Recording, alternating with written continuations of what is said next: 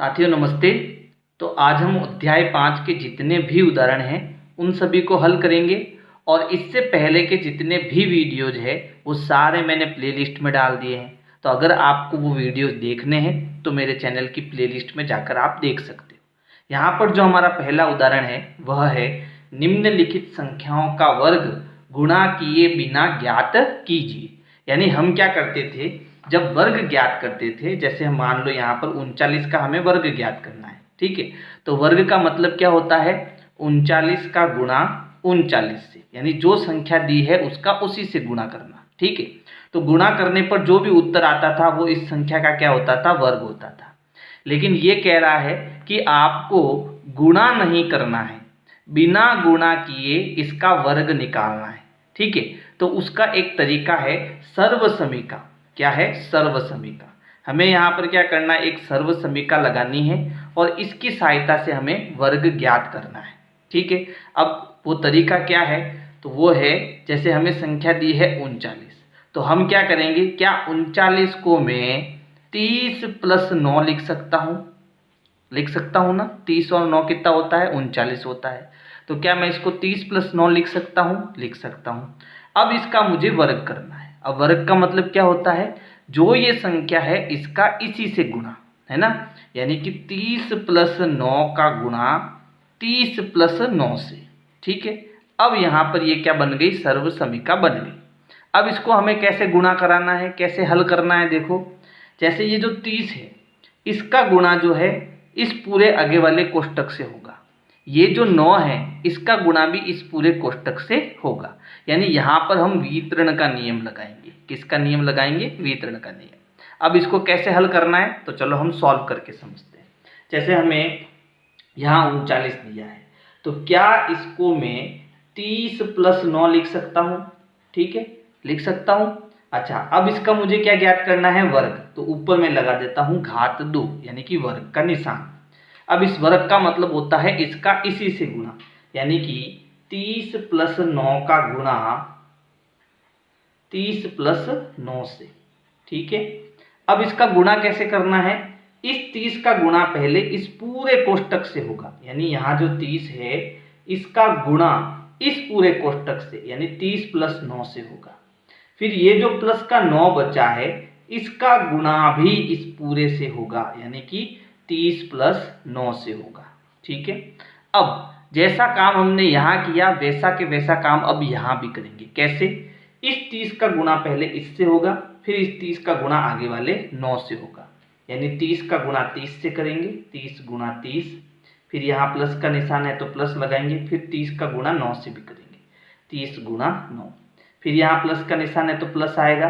अब 9 का गुणा 30 से भी होगा और 9 का गुणा 9 से भी होगा। तो 9 का गुणा हम पहले 30 से करेंगे और फिर 9 का गुणा 9 से करेंगे, ठीक है। अब 30 का 30 से गुणा, 3 × 3 = 9 और यहाँ 2 जीरो है तो 2 जीरो आ जाएंगे, प्लस 9 का 3 से गुणा, 9 × 1 = 9, 9 × 2 = 18, 9 × 3 = 27 और यहाँ 1 जीरो है तो ये जीरो आ जाएगा। फिर 9 × 3 = 27, ये भी 270 हो जाएगा और 9 9 कितना हो गया, 81। अब इन सबको हम जोड़ेंगे तो देखो यहाँ पर इकाई का अंक यहाँ कितना है, 1, ये 0 0 और 0, तो जोड़ने पर 1 आएगा। फिर 8 और 7 15, 15 और 7 22, 22 का कितना आ जाएगा, 2, हासिल लगेगा सैकड़े पर 2, किसी भी सैकड़े पर आप 2 हासिल लगा सकते हैं। फिर 2 और 2 4, 4 और 2 6, 6 और 9, 6 और 9 कितना हो जाएगा, 15। तो यहाँ हमारा आंसर क्या आ जाएगा, 1521, ठीक है। अब मान लीजिए आपको ये विधि समझ में नहीं आ रही है और आपको ये वर्ग करने का पूछ रहा है, तो आप सीधा गुणा करके भी एग्जाम में करके आ जाना, लेकिन इसको छोड़ना मत, ठीक है।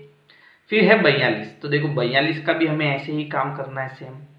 42 को हम क्या लिख सकते हैं, 40 + 2 लिख सकते हैं और इसका हमें वर्ग ज्ञात करना है तो ऊपर लगाएंगे घात 2। वर्ग का मतलब इसका इसी से गुणा, यानी कि 40 + 2 का गुणा 40 + 2 से। अब गुणा कैसे करना, पहले इस 40 का पूरे कोष्टक से गुणा होगा, है ना। तो 40 का गुणा 40 + 2 से होगा। यहाँ मैंने कोई निशान नहीं लगाया, इसका मतलब गुणे का निशान है, ठीक है। फिर इस प्लस 2 का भी इस पूरे से गुणा होगा, यानी 40 प्लस 2 से गुणा होगा। अब पहले हम 40 का 40 से गुणा करेंगे, फिर 40 का 2 से गुणा करेंगे। तो यहाँ पहले हम 40 का 40 से गुणा करेंगे, फिर यहाँ प्लस आ गया, 40 का 2 से गुणा करेंगे, ठीक है, गुणा। फिर प्लस 2 का गुणा पहले 40 से होगा, फिर 2 से होगा, तो 2 गुणा 40 प्लस 2 गुणा 2। अब इसको सरल करेंगे तो 4 चौक 16 और ये 2 जीरो आ जाएंगे, प्लस 4 दूनी 8 और ये 1 जीरो आएगा, प्लस 4 दूनी 8 और ये 1 जीरो आएगा, प्लस 2 का 2 से गुणा कितना हो जाएगा, 4 हो जाएगा, ठीक है। अब देखो सबको जोड़ेंगे तो यहाँ 4 का 4, फिर 8 और 8 16, तो 16 का 6 हाथ से लगेगा 1, 6 और 1 हो गया 7 और ये 1 का 1, तो उत्तर क्या आ गया 1764, ठीक है। तो देखो 42 का वर्ग तो हो जाएगा 1764 और 39 का वर्ग हो जाएगा 1521।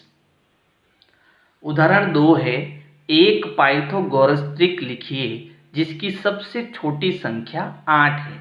अब देखो पाइथागोरस त्रिक में कितनी संख्याएं होती है, 3 संख्याएं होती है, और जब हमें उसमें से एक संख्या दे रखी हो, जैसे एक संख्या हमें क्या दे रखी है, 8 दे रखी है, ठीक है, और बाकी की 2 संख्याएं हमें ज्ञात करनी है, तो हम कैसे ज्ञात करेंगे, सूत्र की सहायता से ज्ञात करेंगे। और सूत्र हमारे क्या होते हैं, सबसे पहले होता है 2m, फिर होता है m स्क्वायर माइनस 1 और फिर होता है m स्क्वायर प्लस 1। यानी कि अगर हमें m का मान मिल जाए तो हम ये दोनों त्रिक भी ज्ञात कर सकते हैं। कैसे, कि देखो हमें 8 दिया है, तो इन तीनों सूत्रों में से किसी एक को हम 8 के बराबर कर देते हैं। जैसे मान लो ये जो 2m है, मैं वो 8 के बराबर कर देता हूँ। किसको बराबर किया मैंने, 2m को 8 के बराबर किया, तो ये बन गया हमारा समीकरण। अब देखो यहाँ 2 गुणे में है, 2 को जब उधर भेजेंगे वो भाग में जाएगा, तो m यही रहेगा, 8 भी यही रहेगा, 2 उधर जाएगा तो भाग में यानी कि बट्टे में आ जाएगा। अब हम 8 में 2 का भाग देंगे तो 4 बार भाग जाएगा, 2 चौके 8, यानी m हमें कितना मिल गया, m हमें 4 मिल गया। अब जब m हमें 4 मिल गया तो हम ये जो दूसरा त्रिक और ये जो तीसरा त्रिक है वो आसानी से ज्ञात कर सकते हैं। कैसे, कि यहाँ पर m स्क्वायर माइनस 1, यानी यहाँ m की जगह हम क्या रख सकते हैं, 4 रख सकते हैं।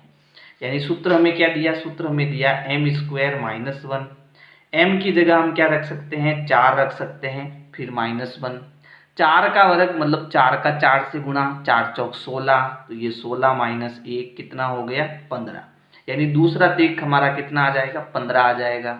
इसी प्रकार हमारा अगला सूत्र क्या है, m स्क्वायर प्लस 1, m का मान हमने कितना निकाल दिया, 4, ऊपर घात 2 लगा देंगे, प्लस 1 कर देंगे, 4 का वर्ग कितना होता है 16, प्लस 1 क्या आ जाएगा 17, ठीक है, यानी अगला त्रिक हमारा कितना आ गया 17।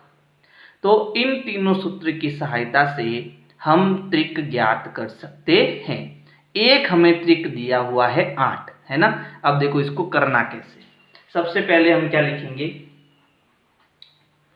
कि यहाँ मान लेते हैं, माना कि जो 2m है वो किसके बराबर है, 8 के बराबर है। ये जो सूत्र है 2m वो किसके बराबर है, 8 के बराबर। अब 2 को उधर भेजेंगे तो m बराबर क्या आएगा, 8/2 आएगा, तो 8 में 2 का भाग देंगे तो 2 चौके 8 आ जाएगा, यानी m हमें कितना मिल गया, 4 मिल गया।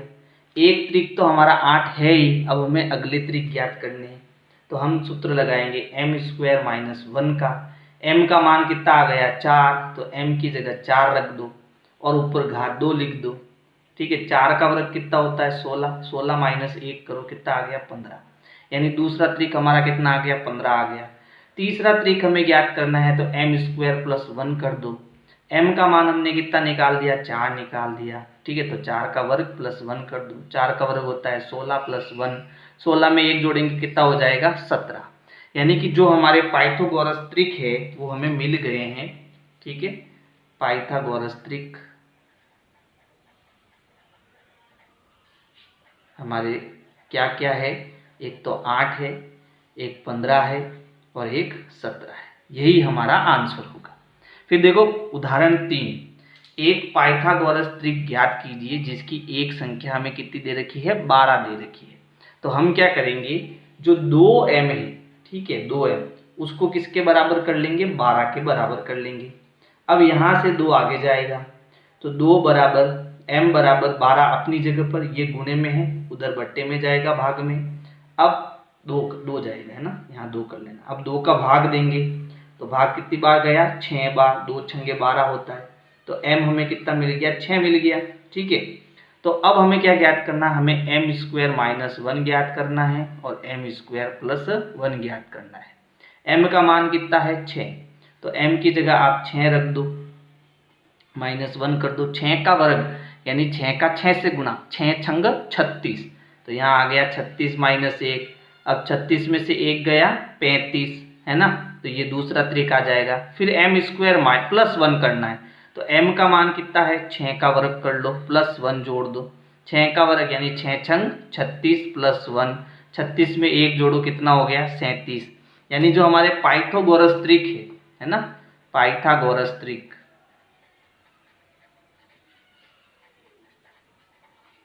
एक तो हमें पहले दिया था कितना था, 12 था, ठीक है। दूसरा हमारा कितना आएगा, 35, और अगला हमारा कितना आएगा, 37। उदाहरण 4 है 6400 का वर्गमूल ज्ञात कीजिए। और वर्गमूल हम किस विधि से ज्ञात करेंगे, अभाज्य गुणनखंड विधि, है ना। तो देखो बहुत आसान है, ध्यान से समझना है इसको। सबसे पहले हमारी संख्या क्या है, 6400। अब इसमें हमें क्या करना है, अभाज्य गुणनखंड यानी अभाज्य संख्याओं का भाग देना है। अब अभाज्य संख्याएं कौन कौन सी है, 2 है, 3 है, 5 है, 7 है, 11 है, 13 है, और ऐसी बहुत सारी संख्या।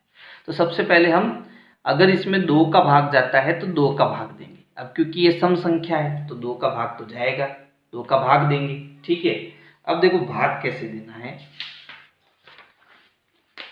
6400 में 2 का भाग, तो देखो 2 3 6 होता है, 6 में से 6 गया 0, उतारेंगे 4, 2 दूनी 4 होता है, 4 में से 4 गया 0। अब अगली संख्या क्या है, 0 0 है। अब भाग तो जाएगा नहीं, तो यहाँ 2 0 बचे, तो 2 0 इसके पीछे लिख दो। यानी यहाँ पर 2 का भाग कितनी बार गया, 3200 बार इसका भाग गया। फिर ये सम संख्या है, 2 का भाग फिर देंगे, ठीक है। अब मैं सीधा दे रहा हूँ भाग, 2 एकम 2 बचा 1, 2 छंग 12, और यहाँ 00 है तो 00 आएगा।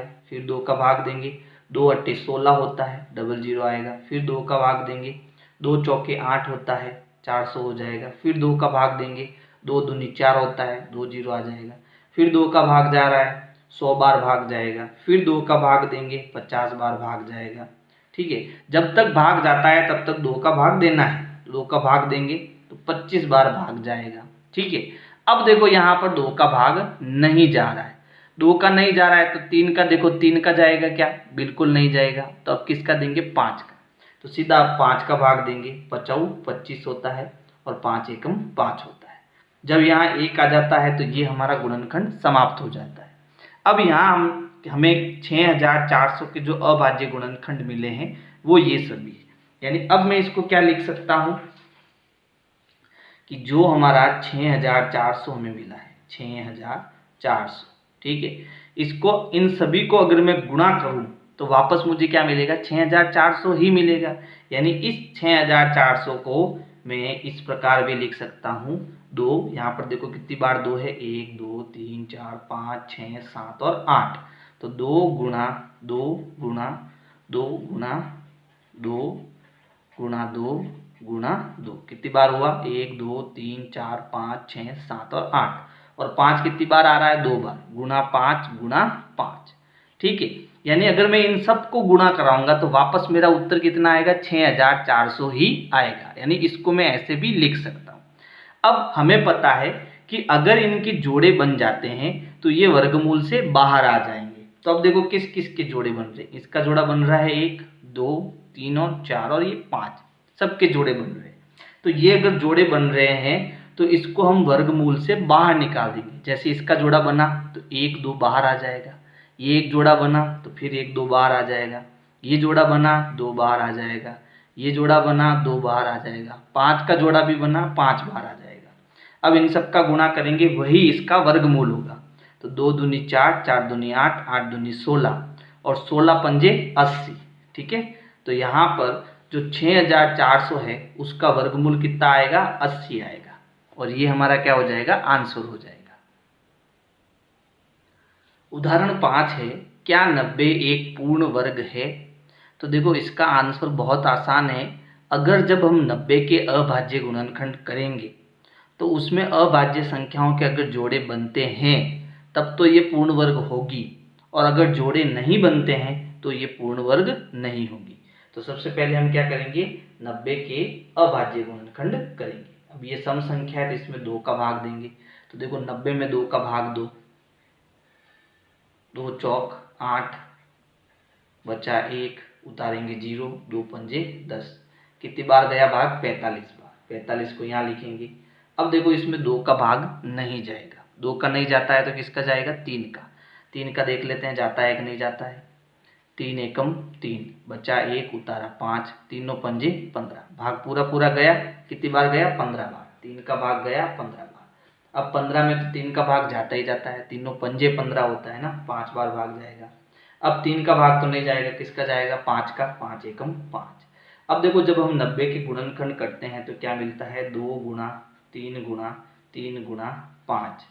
अब देखो यहाँ 3 का तो जोड़ा बन रहा है, लेकिन 2 और 5 का जोड़ा नहीं बन रहा है। तो हमारा उत्तर क्या हो जाएगा, क्योंकि 90 के जो युग्म है, अभाज्य संख्याओं के युग्म जो है वो हमें नहीं मिल रहे हैं, इसलिए ये एक पूर्ण वर्ग संख्या नहीं होगी। तो देखो क्योंकि 90 के अभाज्य गुणनखंड युग्म में नहीं है, यानी जोड़े में नहीं है, अतः यह एक पूर्ण वर्ग नहीं है। उदाहरण 6 है, क्या 2352 एक पूर्ण वर्ग संख्या है? यदि नहीं तो 2352 का सबसे छोटा गुणज प्राप्त कीजिए जो पूर्ण वर्ग संख्या हो। ठीक है, यानी इसका हमें वह गुणज ज्ञात करना है जो इसको क्या बना दे, पूर्ण वर्ग संख्या बना दे। नई संख्या का वर्गमूल भी ज्ञात कीजिए, यानी कि जिस संख्या का हम इससे गुणा करेंगे तो गुणा करने के बाद उसका हमें वर्गमूल भी बताना है। तो देखो बहुत ही अच्छा प्रश्न है, ध्यान से समझना है इसको। सबसे पहले तो हम ये पता करते हैं कि ये पूर्ण वर्ग है या नहीं। पूर्ण वर्ग पता करने के लिए इसके क्या करने पड़ेंगे, अभाज्य गुणनखंड। तो यहाँ पर हम 2352 के जो है अभाज्य गुणनखंड करेंगे। ये सम संख्या है तो पहले हम इसमें 2 का भाग देंगे। मैं सीधा भाग दे रहा हूँ, आप इस भाग देकर करते रहना, ठीक है। 2 एकम 2, फिर यहाँ पर फिर से 2 एकम 2, बचा 1, 2 सत्ते 14, बचा 1, 2 छंग 12। क्योंकि सम संख्या है फिर 2 का भाग जाएगा। 2 पंजे 10, बचा 1, 2 अट्टे 16, बचा 1, 2 अट्टे 16, फिर 2 का भाग जाएगा। 2 दूनी 4, बचा 1, 2 नम 18 और 2 चौक 8। फिर ये सम संख्या है 2 का भाग जाएगा। 2 एकम 2 और 2 चौक 8, बचा 1, 2 सत्ते 14। अब ये विषम संख्या है तो हम चेक करते हैं इसमें 3 का भाग जाएगा या नहीं जाएगा। तो देखो इन सबको जोड़ो, 7 और 1 8, 8 और 4 12, 12 3 के पहाड़े में आता है, इसलिए इसमें 3 का भाग जाएगा। तो हम 3 का भाग देते हैं सीधा। तो देखो 3 चौक 12 है ना, 4 बार भाग जाएगा। यहाँ 12 आया, 14 में से 12 गए, बचा 2, 3 नम 27। अब किसका भाग जाएगा, सीधा 7 का, क्योंकि 7 के पहाड़े में 49 आता है। 7 और 7 49 और 7 एकम 7। अब यहाँ हमें क्या मिला, जब हमने 2352 के अभाज्य गुणनखंड किए तो इसकी अभाज्य संख्या हमें क्या मिली, 2 गुणा 2 गुणा 2 गुणा 2, फिर 3 गुणा 7 गुणा 7। ठीक है, अब देखो इसमें किसका जोड़ा नहीं बन रहा है, इसका जोड़ा बन रहा है, इसका जोड़ा बन रहा है और इसका जोड़ा बन रहा है। 3 का जोड़ा नहीं बन रहा है, यानी सबसे पहले तो ये एक पूर्ण वर्ग संख्या नहीं है। तो यहाँ लिख देते हैं, यह एक पूर्ण वर्ग संख्या नहीं है। क्यों नहीं है भाई, क्योंकि इसके जोड़े नहीं बन रहे। ठीक है, पहले प्रश्न का उत्तर हो गया।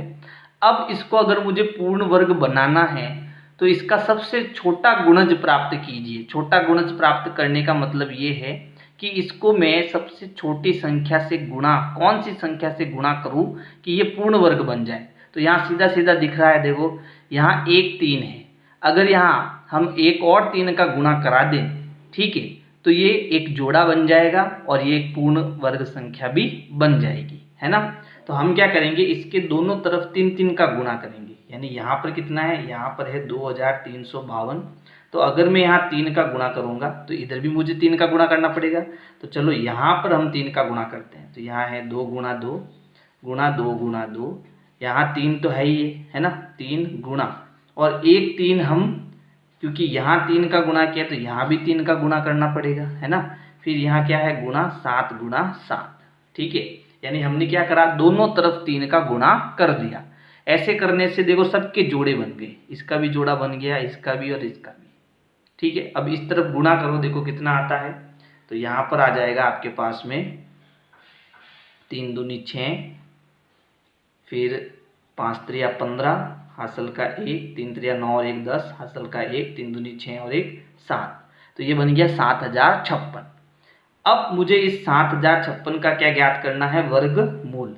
तो इधर वर्गमूल ज्ञात करूंगा तो इधर भी मुझे क्या ज्ञात करना पड़ेगा, वर्गमूल ज्ञात करना पड़ेगा। 2 गुणा 2 गुणा 2 गुणा 2 गुणा 3 गुणा 3 गुणा 7 गुणा 7। तो इसका जोड़ा बना तो ये 2 बाहर आ गया, इसका जोड़ा बना ये भी बाहर आ गया, इसका जोड़ा बना ये बाहर आ गया, इसका जोड़ा बना ये भी बाहर आ गया। सबको गुणा करेंगे तो 2 दूनी 4, 4 त्रिया 12 और 12 साते 84, 12 साते 84, ठीक है।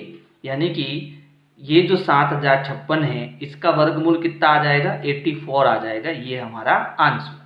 देखो प्रश्न में सबसे पहले क्या कहा कि भाई ये पूर्ण वर्ग है या नहीं, तो हमने इसके जोड़े नहीं बने इसलिए कहा कि ये पूर्ण वर्ग संख्या नहीं है। अब इसको हमें क्या करना है, इसका गुणा कराना, ऐसी संख्या का गुणा कराना कि ये पूर्ण वर्ग बन जाए। तो इधर भी हमने 3 का गुणा किया, इधर भी 3 का गुणा किया, तो ये पूर्ण वर्ग बन गया। क्यों, क्योंकि अब सबके जोड़े हमें मिल जाएंगे। अब जोड़े बन गए तो इस वर्गमूल से हमने उस संख्या को बाहर निकाल दिया और इनका गुणा किया तो कितना आया, 84। यानी 7056 का जो वर्गमूल होगा वो कितना होगा, 84 होगा। उदाहरण 7 है, सबसे छोटी संख्या प्राप्त कीजिए जिसे 9408 से भाग देने पर भागफल एक पूर्ण वर्ग संख्या हो जाए, उस भागफल का वर्गमूल भी ज्ञात कीजिए। यानी जैसे हमने उदाहरण 6 में गुणा किया था 3 का, तो इस तरफ हमें उस संख्या का भाग करना है जिससे वो क्या बन जाए, पूर्ण वर्ग बन जाए, ठीक है। तो सबसे पहले हम जो संख्या दी है उसके अभाज्य गुणनखंड करेंगे। संख्या है 9408। तो सबसे पहले देखो ये सम संख्या है, इसमें 2 का भाग जाएगा, भाग दे देते हैं। तो देखो 2 चौक 8 होता है, बचा 1, 2 सत्ते 14, 0 का 0 और 2 चौके 8। फिर से ये सम संख्या है, 2 का भाग देंगे, 2 दूनी 4, ठीक है, 2 तिया 6, बचा 1, 2 पंजे 10 और 2 दूनी 4। फिर से सम संख्या है, 2 का भाग देंगे, 2 एकम 2, 2 एकम 2, बचा 1, 2 सत्ते 14, बचा 1, 2 छंग 12। फिर 2 का भाग देंगे क्योंकि अभी भी सम संख्या है। देखो 2 पंजे 10, बचा 1, 2 अट्टे 16, बचा 1 और 2 अट्टे 16। फिर 2 का भाग देंगे, 2 दूनी 4, ठीक है, बचा 1, 2 नम 18 और 2 चौक 8। फिर 2 का भाग देंगे, 2 एकम 2, 2 चौक 8, ठीक है, बचा 1 और 2 सत्ते 14। अब ये विषम संख्या है, किसका भाग जाएगा, 3 का भाग जाएगा।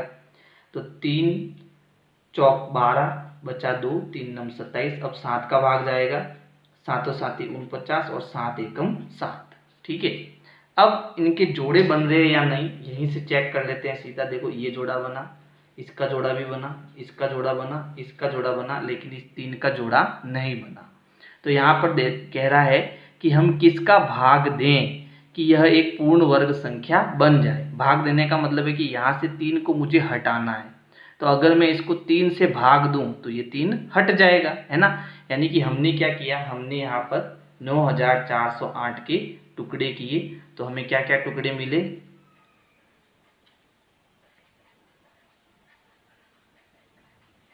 फिर 3 गुणा 7 गुणा 7, ठीक है। तो यहाँ पर ये जोड़ा बना, ये भी जोड़ा बना, लेकिन 3 का जोड़ा नहीं बना।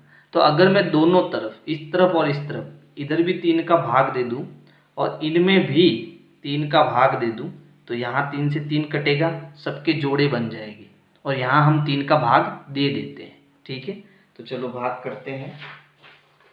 संख्या है 9408 और इसमें हमें 3 का भाग देना है। तो देखो 3 त्रिया 9, बचा 0, अगली संख्या उतारेंगे 4, 3 एकम 3, बचा 1, अगली संख्या 0, 3 त्रिया 9, घटाएंगे 1, अगली संख्या 8, और 3 छंग 18। ठीक है, तो हमें क्या मिला 3136। तो भाग दिया तो मिला 3136। और यहाँ पर इसका हमें क्या ज्ञात करना है, वर्गमूल ज्ञात करना है। क्या ज्ञात करना है, वर्गमूल। तो हम क्या करेंगे, इसके जो गुणनखंड होंगे, क्योंकि अब 3 हट गया है ना, तो यहाँ जोड़े बन जाएंगे सबके, 2 गुणा 2 और 3 हट गया, अब क्या बचा 7 गुणा 7। तो देखो ये जोड़ा बना, बाहर आ गया, ये भी बाहर आ जाएगा, ये भी बाहर आ जाएगा, और 7 भी बाहर आ जाएगा। सबका गुणा करेंगे, 2 दूनी 4, 4 दूनी 8, और 7 8 56। तो इसका जो वर्गमूल निकलेगा वो कितना आएगा, 56 आएगा। उदाहरण 8 है, सबसे छोटी वर्ग संख्या ज्ञात कीजिए जो प्रत्येक संख्या 6, 9 और 15 से विभाजित हो जाए। यानी हमें एक ऐसा नंबर चाहिए जिसमें 6 का भी भाग चला जाए, 9 का भी भाग चला जाए और 15 का भी भाग चला जाए। लेकिन जो संख्या हमें मिल रही है वो कैसी होनी चाहिए, एक वर्ग संख्या होनी चाहिए। ठीक है, इसका मतलब हम जानते हैं कि किसी भी संख्या में इनका भाग चला जाए, इसका मतलब वो क्या होगा, लसअप होगा। क्यों, क्योंकि सबसे छोटी संख्या ज्ञात करनी है, तो हमें पहले इन तीनों नंबर का लसअप ज्ञात करना पड़ेगा। तो हम लिखेंगे 6, 9 और 15 का लसअप। ठीक है, तो लसअप कैसे निकलता है, 6, 9 और 15 सबको एक साथ लिखेंगे। सबसे पहले हम 2 का भाग देंगे, क्योंकि 6 में 2 का भाग जा रहा है, जिसमें नहीं जा रहा है उसको वापस लिख देंगे। देखो 2 का भाग कितनी बार जाएगा, 6 में 3 बार, 2 तिया 6। ठीक है, इसमें 2 का भाग नहीं जाएगा और इसमें भी 2 का भाग नहीं जाएगा। अब किसी में 2 का भाग नहीं जा रहा है तो हम 3 का भाग देंगे, 3 एकम 3, 3 त्रिया 9 और 3 पंजे 15। अभी भी 3 का भाग जा रहा है, एक में नहीं जाएगा, 3 एकम 3, 5 में नहीं जाएगा। अब 5 का भाग जा रहा है, इसमें नहीं जा रहा है, इसमें भी नहीं, इसमें जा रहा है, 5 एकम 5। जब यहाँ 1 1 1 आ गया, इसका मतलब ये हमारा समाप्त हो गया। अब मुझे इसका लसअप निकालना है तीनों का, तो इन सबको गुणा करेंगे तो लसअप मिल जाएगा। यानी 6, 9 और 15 का लसअप क्या होगा, इनका गुणा, 2 गुणा 3 गुणा 3 गुणा 5, गुणा करेंगे, 2 तिया 6, 6 त्रिया 18 और 18 पंजे 90। यानी वह छोटी से छोटी संख्या हमारी क्या होगी, 90, जिसमें 6 का भाग भी जाएगा, 9 का भाग भी जाएगा और 15 का भाग भी जाएगा। लेकिन हमें वह छोटी से छोटी कैसी संख्या चाहिए, वर्ग संख्या चाहिए, जबकि 90 वर्ग संख्या नहीं है। क्यों नहीं है, क्योंकि इसमें केवल 3 का जोड़ा बन रहा है, 2 और 5 का जोड़ा नहीं बन रहा है। तो अब हमें कैसी संख्या चाहिए, वर्ग संख्या चाहिए। ठीक है, तो वर्ग संख्या लाने के लिए मुझे 2 का भी जोड़ा बनाना पड़ेगा और 5 का जोड़ा भी बनाना पड़ेगा। भाई देखो 90 में जो है हमें किसका क्या मिले, इसके टुकड़े, 2 गुणा 3 गुणा 3 गुणा 5। तो इसमें मुझे 2 का जोड़ा बनाना है, इसका मतलब 2 का गुणा मुझे इसमें करना पड़ेगा, तब जोड़ा बनेगा। 3 का तो जोड़ा बना हुआ है, 5 में भी एक 5 का गुणा करना पड़ेगा, है ना। यानी कि मैंने क्या करा, एक तो 2 का गुणा और एक का 5 का गुणा मैंने इधर किया जोड़ा बनाने के लिए। तो इधर भी मुझे क्या करना पड़ेगा, 90 में 2 का गुणा और 5 का गुणा करना पड़ेगा। ठीक है, क्योंकि दोनों तरफ काम होता है, इधर मैंने 2 और 5 का गुणा किया तो इधर भी मुझे 2 और 5 का गुणा करना पड़ेगा। अब देखो 2 पंजे कितना हो गया, 10, और 10 का 90 से गुणा कितना हो जाएगा, 900। ठीक है, और इधर भी हमारे क्या बन जाएंगे, जोड़े बन जाएंगे। यानी 900 हमारी क्या होगी, एक पूर्ण वर्ग संख्या होगी, और यही हमारा आंसर होगा। तो आज के लिए इतना ही। अगर मेरे वीडियोज आपको पसंद आए तो वीडियो को लाइक करो, अपने दोस्तों को शेयर करो। Thank you.